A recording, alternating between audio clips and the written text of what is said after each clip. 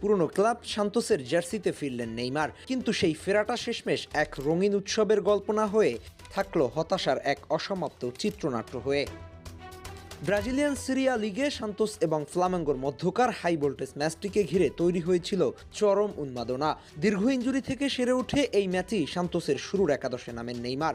ভিড় ঠেলে স্টেডিয়ামে আসা হাজারো দর্শক প্রস্তুত ছিল তাদের ঘরের ছেলের প্রত্যাবর্তনের জয়ধ্বনি দিতে, কিন্তু দিন শেষে ফল পক্ষে না আসায় সব উচ্ছ্বাস ঢাকা পড়ল হতাশার ধূসরতায়।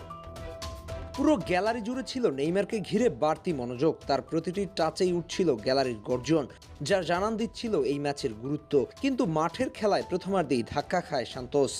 ৩৭তম মিনিটে লিও পেরেইরার গোলে এগিয়ে যায় লিগের অন্যতম সেরা দল ফ্লামেঙ্গো। বিরতির পর সান্তোসের হতাশা কাটে না।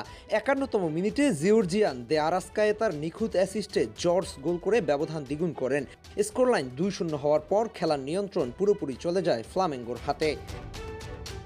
এরপর ৮১তম মিনিটে ব্রুনো হেনরিকের দুর্দান্ত দূরপাল্লার শটে গোল হলে ফ্লামেঙ্গোর জয় নিশ্চিত হয় ৩-০-তে। যখন সবাই ধরে নিয়েছিল সান্তোস বড় ব্যবধানে হারতে চলেছে, ঠিক তখনই ঘুরে দাঁড়ানোর এক মরিয়া চেষ্টা শুরু করে নেইমারের দল। ৮৯তম মিনিটে সেট পিস থেকে গোল করে ব্যবধান কমান গ্রাব্রিয়েল বনটেম্পো।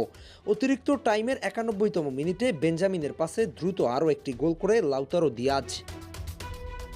স্কোরলাইন ৩-২ হওয়ার পর শেষ মুহূর্তের এই নাটকীয়তা স্টেডিয়ামে নতুন করে উত্তেজনা ছড়ায়, কিন্তু শেষ পর্যন্ত সান্তোসের আক্রমণগুলো ব্যর্থ হয় এবং নেইমারের প্রত্যাবর্তন রাতটি ৩-২ গোলের হার দিয়ে শেষ হয়।